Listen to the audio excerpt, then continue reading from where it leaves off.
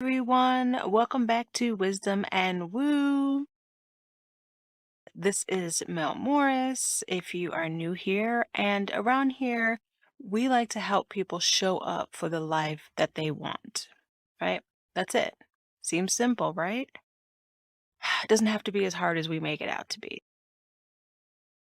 But here we are today, and we are getting ready to really bask in this new moon in Aquarius energy. So, first, let me say happy February, happy Black History Month, happy Chinese New Year. It's actually the year of the tiger, and I'm a tiger. So, whoop whoop to all the tigers out there. I don't know a lot about Chinese astrology, so what I can tell you is that if you imagine a tiger, and how they show up big and they're real proud, they, maybe sometimes think they're a little smoother than they are, but it is about really showing up for yourself, showing up authentically, showing up with your skills, using your skills. So make sure that you are tapping into the big tiger energy for the. But today we're going to talk about this new moon in Aquarius. And so, what are new moons? New moons are when the sun and the moon are together in the same location, pretty much, in the same degree in the sky. And it really is the opportunity for the moon to kind of win out and use that emotional energy, gets to shine more than the sun. And it's a time when we get to really focus on our intentions, connect intuitively, right? Use that kind of dark time. The sky is dark, and we get to go in a little bit deeper. And so new moons are a time for, again, setting intentions, thinking about the plans, starting to, it's not the action time, right? It's not moving towards the full moon yet. It's how do I want to start showing up, right? Making those plans, being really intentional. And then what? Then we need to think about what the energy is at this time. So this time is the time of Aquarius. So I really like Aquarius energy because it's eccentric, it's electric, it's unusual and quirky, and I'm going to say inventive, right? Sometimes kind of creative, but what I like about Aquarius energy is that it it's unusual without trying too hard, right? Aquarians aren't going to fit in, right? They're unusual. Their gift and curse, perhaps, is that they are so unique, and their energy is here to teach us that it's okay to be different. It's okay to be unique. Now, I say that because the flip side to that is that we can, especially as an Aquarian, but we in general can spend a lifetime trying to fit in, right? Trying to fit into what we think is the cool kids club or be like everyone else. And especially for Aquarians or for, Aquarius energy that we're tapping into right now, this is a time that you're not meant for that, right? Your uniqueness is the gift that you're supposed to be tapping into right now and really spending some time with, right? So, my oldest grandson, who is going to be 13, will have our first teenager here in just a couple of weeks. He's actually an Aquarius, and like I said, I really love that uniqueness, right? That individuality that even without knowing, right, since he was little, he was always a little different, always a little eccentric. And the I'm not going to say the best thing about Aquarians, but the thing that's kind of hardwired into them, and again is happening at this time while we are in Aquarius, is they think about community, people, family. They think about the collective we, right? And that is really the driver, the motivating factor for them in most of what they do. It just naturally. And so, for us, it's really a time to think about just that. Think about how are we not just preparing ourselves to show up authentically and to be unique and really embrace that, but it is a time to think about the we, the collective we, and what we're doing to contribute to our communities, right? Small and big. And that's really what Aquarian energy that we're in right now wants us to really stop and think about. So, what I want to do is, and we'll try this out and see how y'all like it, but what I want to do is actually, we're going to pull a couple of cards and just look and see based on, again, new moon, right? We're going to set some intentions. What do those intentions need to be focused on based on what energy can we tap into? We're going to tap into this Aquarius energy. So we'll ask a couple questions of the cards. Let me just grab them. And I want to think about this in terms of for all of us, and you can do this with these, looking at these particular cards. I'm going to think about this, frame this in terms of the collective we also. So just like the 5 card spreads that we do, these cards are for everyone. But you also can take the questions that we'll use, you can take those and just use them for yourself and maybe journal about them, right? Ask yourself these questions as you're planning right now for the next, month ahead. You can pull your own cards certainly and see what you come up with. But I thought it would be nice to just kind of pull some cards and think about, again, this intentionality around this Aquarius new moon. So the 3 kind of questions that I thought about ahead of time were how can we, again, be intentional? How can we share our uniqueness with the world? Right? So we'll pull one for that. And I'll show you the camera in just a minute. The next question will be how can we connect with the collective we, right? How can we be really intentional about connecting beyond ourselves, right?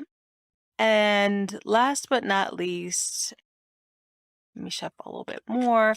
Let's ask about how we can think outside of the box, right? In a real effective way, right? Aquarians are all about thinking outside the box. So let's see. All right, let's switch the camera over and we'll take a look. Oh, I didn't position these very well, but let's see. All right. So here they are. Here are the 3 cards. So again, this first card that we have here, this is our how can we share our uniqueness in the world. Here we've got how can we connect with the collective we, right? And then here we've got the how can we think outside the box more effectively. So we've got Temperance, the Empress, and the Ten of Swords. Yeah, here we go. Boom.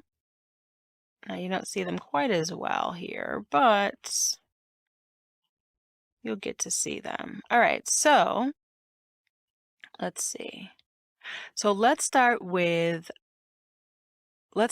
Temperance here. And so this is our question about how can we share our uniqueness in the world. And so we got 2 major arcana cards here, but Temperance is about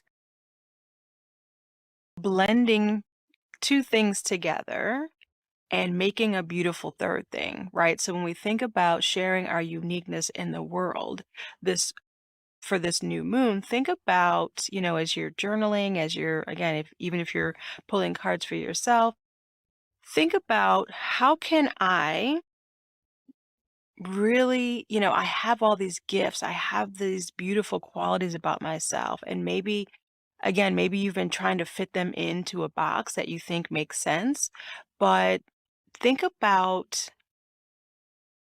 think about how you really can allow, like, your freak flag to fly, right? All the things that really make you so unique. How can you let those out, um, not just to shine by yourself, but to combine with things that are already happening in your life right now, right? So we're planning and thinking about our intentions.